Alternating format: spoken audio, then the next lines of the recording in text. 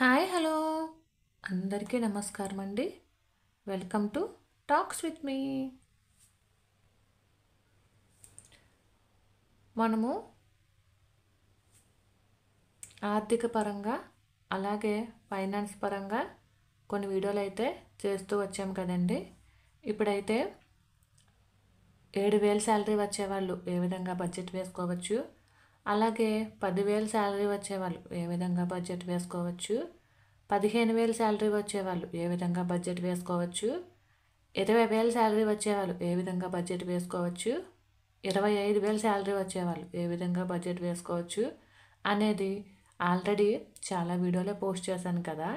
ఇప్పుడు ఈరోజు 30,000 బడ్జెట్ వచ్చేవాళ్ళు ఏ విధంగా బడ్జెట్ ప్లాన్ చేసుకుంటే మనకి ఎంత మిగులుతుంది, అలానే సేవింగ్స్ ఎంత ఎంత చేసుకోవచ్చు, ఉన్న సేవింగ్స్ని మనం ఎక్కడ ఇన్వెస్ట్మెంట్ చేయొచ్చు అనేది ఈ వీడియోలో అయితే చూసేద్దామండి. 7,000, 10,000, 15,000, 20,000, 25,000 శాలరీ వచ్చే వాళ్ళకన్నా 30,000 శాలరీ వచ్చేవాళ్ళు కొంచెం ఎక్కువ సేవ్ చేసుకోవచ్చు, అలాగే ఎక్కువ ఇన్వెస్ట్మెంట్ కూడా చేసుకోవచ్చండి. అంటే మనం మనీని పోగు చేసి లేదా పొదుపు చేసి మనీని అయితే మనం పొదుపు చేసిన, పోగు చేసిన, సేవ్ చేసిన అలా ఇంట్లో బీరువాలో కానీ లేదా మన పోపుల పెట్టెలో కానీ లేదా బట్టల కింద కానీ అట్లా పెట్టి ఉంచితే మనకైతే ఏమీ ఉపయోగం ఉంటుందండి. మనీని ఎప్పుడూ కూడా మనం మంచి వాటిలో ఇన్వెస్ట్మెంట్ చేసుకోవడం వల్ల మనీ అనేది కొంచెం మనకి పెరుగుతుంది. అంటే డబ్బే సంపాదిస్తుంది. కాబట్టి ఇవాళ వీడియోలో 30,000 శాలరీ వచ్చేవాళ్ళు ఏ విధంగా బడ్జెట్ వేసుకుంటే మనీ ఎక్కడ మిగులుతుంది, అలానే 30,000 శాలరీ వచ్చేవాళ్ళు ఏ విధంగా మనీని ఇన్వెస్ట్మెంట్ చేయొచ్చు అనేది ఈ వీడియోలో అయితే చూసేద్దాము. కాకపోతే అందరి ఖర్చులు ఒకే విధంగా ఉండవు. నాకు తెలిసినటువంటి పరిజ్ఞానంతో నేను కొంచెం ఖర్చులు తగ్గించి వేసినా ఎక్కువ వేసినా మీ శాలరీని బట్టి మీ ఖర్చులను బట్టి మీరైతే బడ్జెట్ వేసుకొని ఇన్వెస్ట్ అనేది చేసుకోవడం ప్రారంభించండి. ఈ వీడియో ఎవరికైనా ఉపయోగం ఉంది అంటే వాళ్ళు ఖచ్చితంగా ఈ టిప్స్ అండ్ ట్రిక్స్ని ఫాలో అవ్వండి, లేదంటే ఇక్కడితో వదిలేసేయండి. కాకపోతే దానికంటే ముందు ఈ ఛానల్ని ఎవరైనా ఫస్ట్ టైం చూసినట్లయితే ప్లీజ్ దయచేసి సబ్స్క్రైబ్ చేసుకోండి. అలానే పక్కనే ఉన్న బెల్ సింబల్ ప్రెస్ చేస్తే అందులో ఆల్ అనే సింబల్ ఉంటుందండి. దాన్ని ప్రెస్ చేయడం వల్ల నేను చేసిన ప్రతి వీడియో మీకు నోటిఫికేషన్ రూపంలో మీ ముందైతే ఉంటుంది. ఇంకా ఆలస్యం చేయకుండా మనమైతే వీడియోలోకి వెళ్ళిపోదామండి. కొత్త ఉదయంలో సరికొత్త ఆలోచనలతో మరొక రోజులోకి మనందరికీ స్వాగతం అండి. మనీ ఎక్కువ సంపాదించే వాళ్ళు ఎక్కువ సేవ్ చేస్తారు అనేది కూడా కరెక్ట్ కాదు. ఎందుకంటే ఎవరి ఖర్చులు వాళ్ళకు ఉంటాయి కాబట్టి మనీని అయితే మాత్రం ఖచ్చితంగా ఎక్కువ శాలరీ వచ్చినా తక్కువ శాలరీ వచ్చినా మనమైతే పొదుపు చేసుకోవడం మంచి విషయమేనండి. ఆ పొదుపు మనకి అవసరమైనప్పుడు చాలా అంటే చాలా బాగా ఉపయోగపడుతుంది. ఇంకా ఆలస్యం చేయకుండా అసలు 30,000 శాలరీ వచ్చేవాళ్ళు ఏ విధంగా బడ్జెట్ వేసుకుంటే మనకి ఏ విధంగా ఇన్వెస్ట్ అనేది చేయొచ్చు అనేది ఒక చిన్న ఐడియా అండి. అదైతే ఒకసారి మీతో షేర్ చేసుకుంటున్నాను, మీరు కూడా చూసేసేయండి. అంటే మా ఇంట్లో మాకు 30,000 వచ్చినప్పుడు మేము ఏ విధంగా బడ్జెట్ ప్లాన్ అనేది వేసుకున్నామో ఇప్పుడైతే ఒక చిన్న ఐడియా. మేము చేసినటువంటి ఇన్వెస్ట్మెంట్ కావచ్చు లేదా మా బడ్జెట్ ప్లాన్ అనుకోండి, మేము ఈ విధంగా బడ్జెట్ ప్లాన్ వేసుకుని కొంచెం మనీని అయితే సేవ్ చేసుకోగలిగాము. మరి ఆ ప్లాన్ ఏంటనేది ఒకసారి మీరు చూసేయండి. మాకు 30,000 శాలరీ వచ్చేటప్పుడు మేము ఏ విధంగా బడ్జెట్ ప్లాన్ వేసుకున్నాము అనేది ఒక చిన్న ఐడియా అయితే మీకు చూపిస్తున్నాను.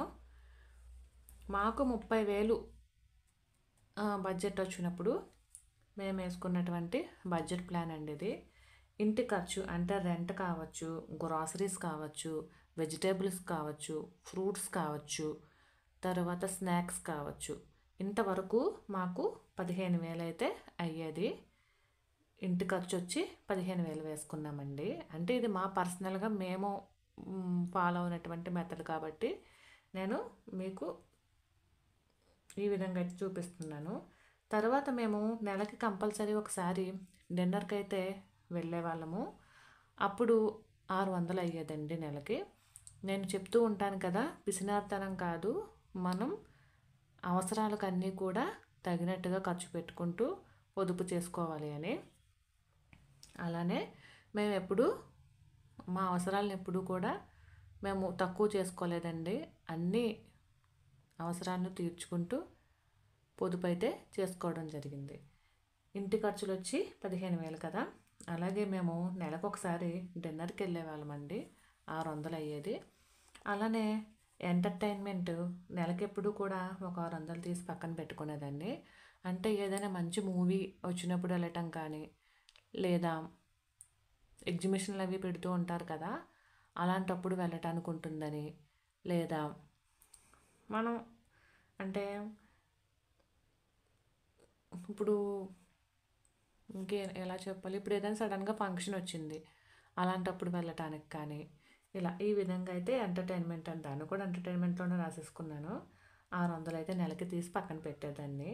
కాకపోతే ప్రతీ నెల అయితే ఉంటది కదా! అంటే ప్రతీ నెల మూవీకి మంచి మూవీస్ అయితే వెళ్ళేవాళ్ళమండి. మనకి చూడటానికి బావుంది అన్న మూవీస్‌కైతే వెళ్ళేవాళ్ళము. అన్ని మూవీస్‌కి వెళ్ళేవాళ్ళం కాదు. కాబట్టి ప్రతీ నెల అంటే కష్టమే, ఒక నెలలో ఇవి మిగిలేవి కూడా మాకు. తర్వాత ట్రావెల్‌కొచ్చి 2,000 అయ్యేదండి. ట్రావెల్ అంటే ఏంటో అనుకుంటారు మళ్ళా. అంటే పెట్రోల్‌కొచ్చి రూ. 1,000 అయ్యేది.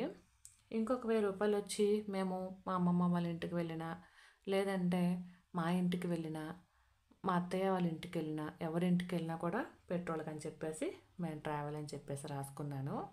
తర్వాత హెల్త్ ఇన్సూరెన్స్ 1,500 అండి నెలకొచ్చి. తర్వాత బట్టలకి 600 అయితే కంపల్సరీ పక్కన పెట్టేస్తానండి. అంటే బట్టలకి ప్రతి నెల తీసుకోము.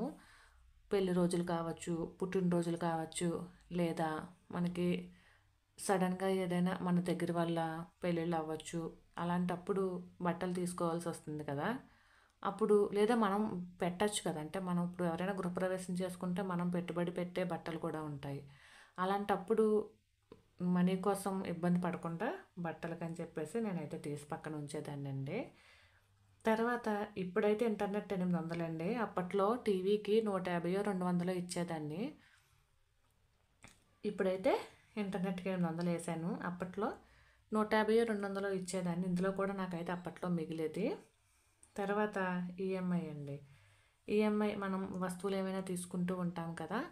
దానికి 3,500కి అయితే మేము ఎప్పుడు మించి ఈఎంఐ ఎప్పుడు కట్టలేదు. ఎప్పుడు 3,500 లోపే తీసుకునేవాళ్ళమండి.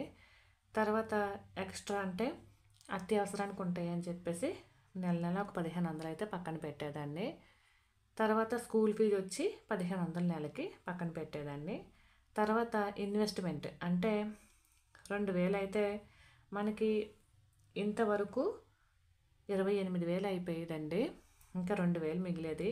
ఆ 2,000 అలా పక్కన పెట్టకుండా ఇన్వెస్ట్ అంటే నాకు అప్పట్లో ఈ మ్యూచువల్ ఫండ్స్ కానీ, లేదా పోస్ట్ ఆఫీస్ కానీ, ఆర్‌డీ కానీ ఇలాంటివి నాకంత ఐడియా లేదు. కాబట్టి నేను చీటీ అయితే కట్టుకునేదాన్నండి. ఇప్పుడైతే చీటీలు అంత బాలేదు. రిస్క్‌గా కొంచెం రిస్కే కదా చీటీ అంటే ఇప్పుడు ఈ రోజుల్లో.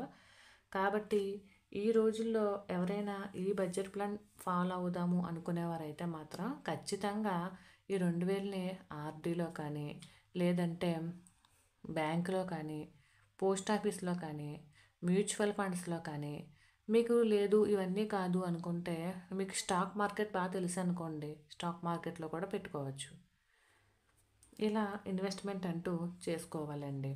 ఈ విధంగా అయితే 30,000 శాలరీ వచ్చేటప్పుడు ఈ విధంగా బడ్జెట్ వేసుకొని మేమైతే లైఫ్‌ని అంత కష్టతరంగాను కాదు, అలాగని అంత ఈజీగాను కాకుండా అలా సమానంగా మెయింటైన్ అయితే చేయగలిగాము.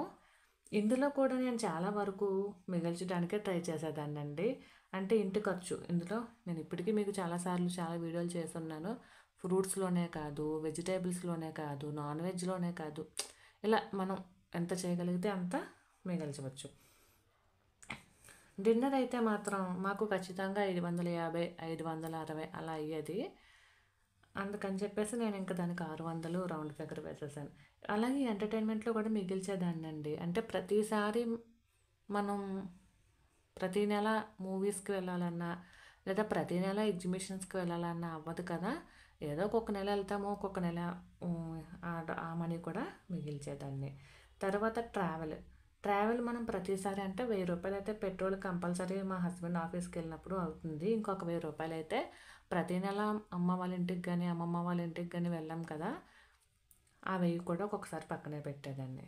ఇంక ఇదైతే కన్ఫామ్ అండి. హెల్త్ ఇన్సూరెన్స్ అనేది ఖచ్చితంగా మనం కన్ఫామ్గా కట్టాల్సిందే. ఇందులో అయితే ఇంక మిగల్చడానికి లేదు. అలానే బట్టలు అయితే మాత్రం 600 తీసి పక్కన పెట్టేదాన్ని అండి. ఎందుకంటే బర్త్డేస్కి కానీ మ్యారేజ్ డేస్కి కానీ మనం తడుంకోక్కలు లేకుండా డబ్బుల గురించి బట్టలకు కూడా పక్కనే పెట్టేసేదాన్ని. ఇప్పుడైతే ఇంటర్నెట్ వచ్చిందండి. అప్పుడు 150, 200 టీవీకి అయితే ఇచ్చేవాళ్ళము. అవి కూడా నాకు మిగిలేవి. అలాగే ఈఎంఐ 3500.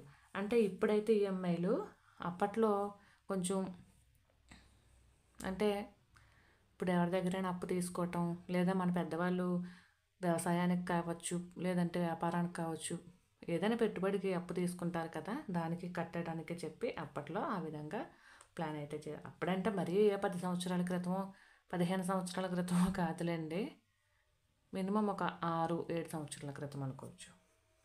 అలానే ఎక్స్ట్రా అంటే అత్యవసరానికని చెప్పి ఒక 1500 అయితే కంపల్సరీ తీసేదాన్నండి.